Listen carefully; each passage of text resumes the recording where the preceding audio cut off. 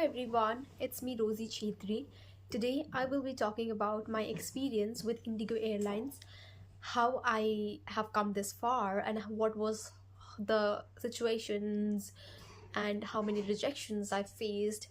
This is going to be a long video, so please watch till the end, until the end, because I don't think you'll be hearing things like this from anybody else. So without any further delay, let's get into the video. So let's talk about the interview experience first. Very soon after I turned 19, I gave interview, okay? My very first interview. And luckily I got selected in the first round, which is group discussion. I got selected and it was soon after I completed my 12th grade. So I got selected. It was like I cleared the first round. I just gave the interview with the hope of selection, but I was happy that it was something was there. Like I had hope that yes, there could be a chance. There could be chances of my selection. Then the journey continued. Like the very first interview, I cleared the first round, and then I got rejected in the second round because of 0.1 centimeter. Like it was, my height was 154.9 centimeter. Just because of 0.1 I got rejected there. And then the next time I did a lot of stretching, and then I went for the interview. I followed some yoga asanas, and then I went for the interview. And in my second interview, I cleared the first round again. I cleared the second round, which was BMI. It was height, weight, eyesight. I cleared the round as well. So luckily I got selected in both both GD round, and the second one is BMI. And I was so happy. I went there with my sister and she was proud of me too. And when it was my third round, which is communication round, I got nervous and I got rejected. And I used to take everything positively because coming from a non-English medium background, I feel extremely proud of myself because out of 600 or 700 candidates, I was selected until the third round, right? Which is communication round. So I was happy. Then I got rejected there. Then my journey continued because once I started doing something, once I start doing something, I feel like I need to give my best. Until and unless I get selected, I just need to improve and be better version of myself. And with that positive attitude, I went on and on and on. I always used to clear the first round most of the time, and I used to face rejections in the third round, which is communication round, because of my nervousness. Earlier I used to be so nervous in the virtual round because I was camera conscious, okay? I did not wanted to express myself in front of the camera because I used to be that girl who was camera conscious. And then what happened was I again and again failed in the communication round because I felt like the person who is interviewing me is not real. That nervousness, that constant pressure. I used to feel so pressurized sitting there in the communication round that I used to feel like, oh my god, this is not for me. I started judging myself, started doubting, I started complaining, I started thinking negative, on and on, everything, okay? I was so disheartened. I started giving the interviews in the year 2024. Yes, but I couldn't clear it.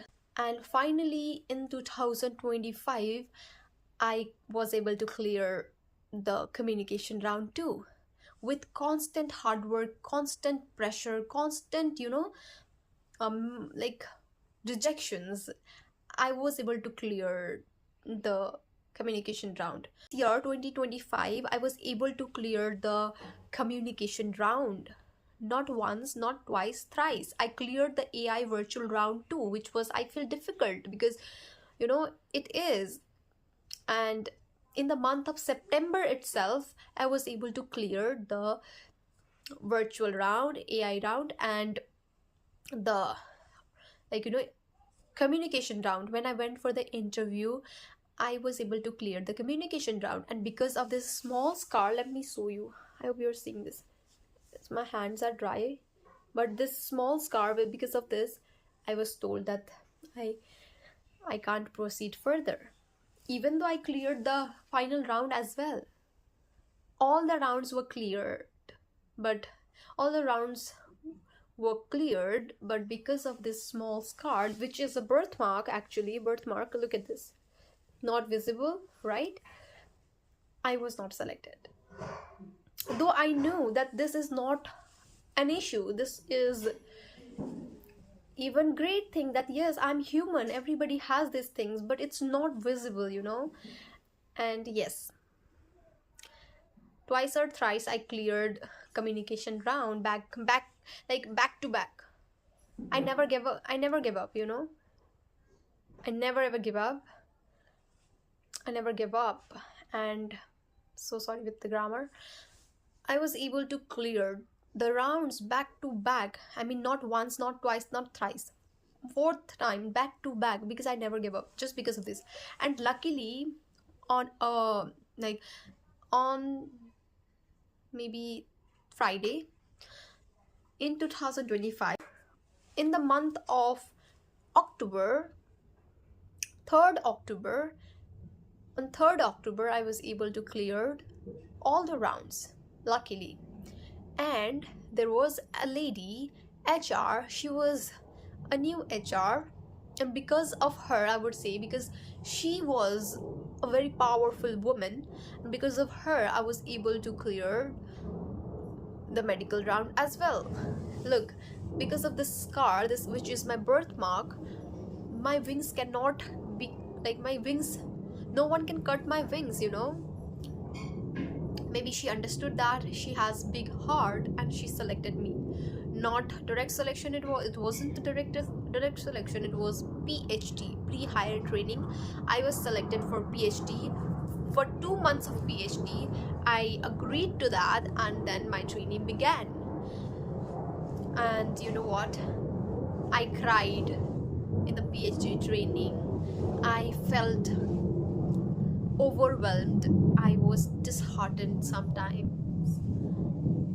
It was the situations were like a roller coaster for me, because I was feeling all kind of emotions while I was in the pre-hire training. And then I learned that it's not always about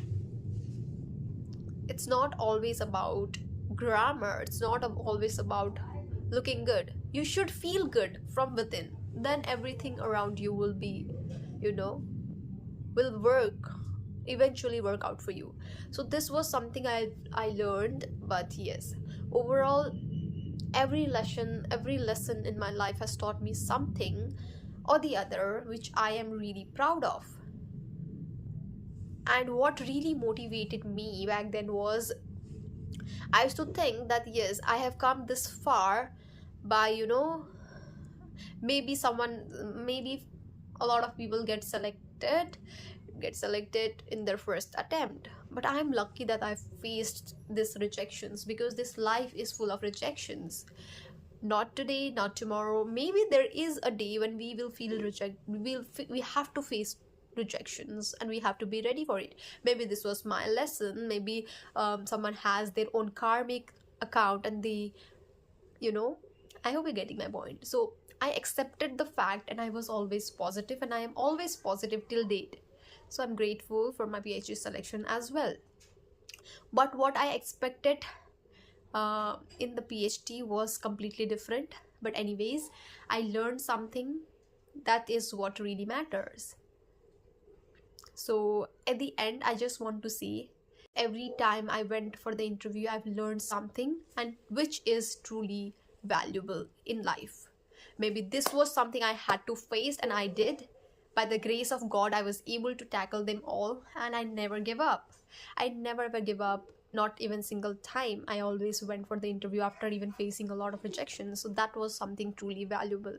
That has taught me the importance of patience, empathy, and kindness, because I used to meet a lot of people there and communicated well with them. I am someone who is very comfortable, very friendly, very helpful, very sweet, very nice, like everything. Like literally, I'm extremely conversational in if you're front of me in person. But when it's about this camera, this features, this phone, I need to communicate, like in the phone and something, it's like very awkward for me. Then I get nervous. Anyways, we have to learn things. So like, only one advice that I would like to give you is never ever give up. Enjoy the process, enjoy the journey, whether you'll reach the destination or not, but please never give up in your life. So if you want to learn about my PhD training or any other things, what were the questions that were asked to me, and what do like how should you present yourself in an interview, everything, because all the rejections has taught me something that I don't think so the ones who got selected in their first attempt can even tell you. So it's my POV, it's my point of view, and let's do it. Thank you for watching.